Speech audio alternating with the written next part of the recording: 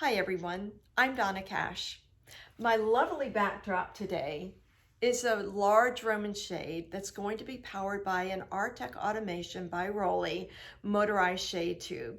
The motor itself has got a rechargeable lithium-ion battery within it. Now, you may be in the business of building Roman shades or shades and want the professionals at the custom solutions department at Rowley Company to build your systems for you, and I understand that. But if you're anything like me, you may be a why person. You may want to see how things are put together. You may want to know what all of the parts and pieces are that go into the system to make the shade work. So I'm going to show you that in this video.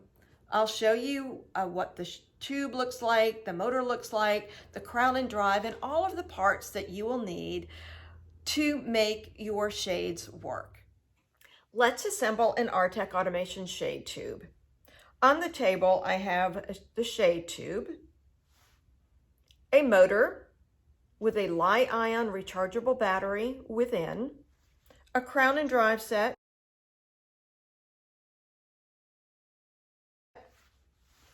a motor adapter, screws to attach the motor adapter, and a screwdriver.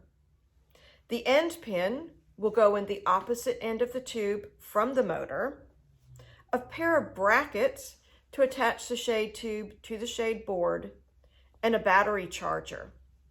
The lithium-ion rechargeable battery must be charged for a full 6 hours prior to first usage.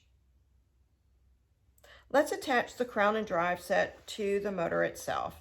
We're going to take this, and you can see an indentation in the ring.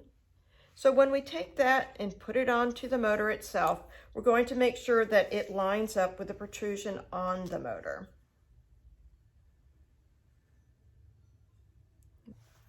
And then we'll take this and place it on the other end of the motor. Take the clip, place that over the metal piece at the end of the motor.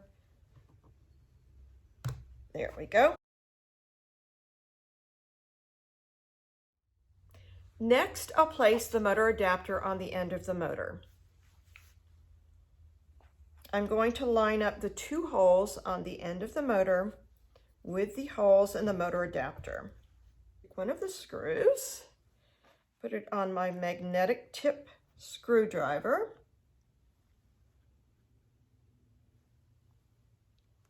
And I use a screwdriver rather than a screw gun because I don't want to accidentally over tighten the screws.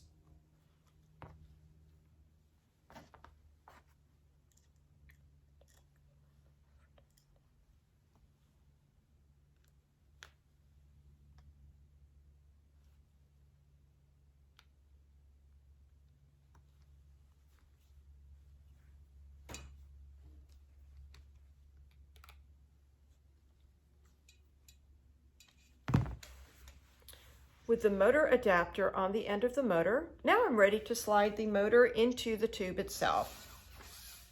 I'm going to make sure that I've got the indentation on the end of the crown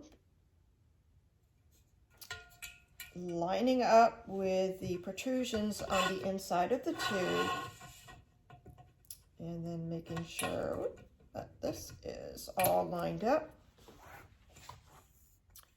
Now I'm going to take the end pin and place it in the other end of the tube, making sure that I've got the grooves lined up with the protrusions on the inside of the tube.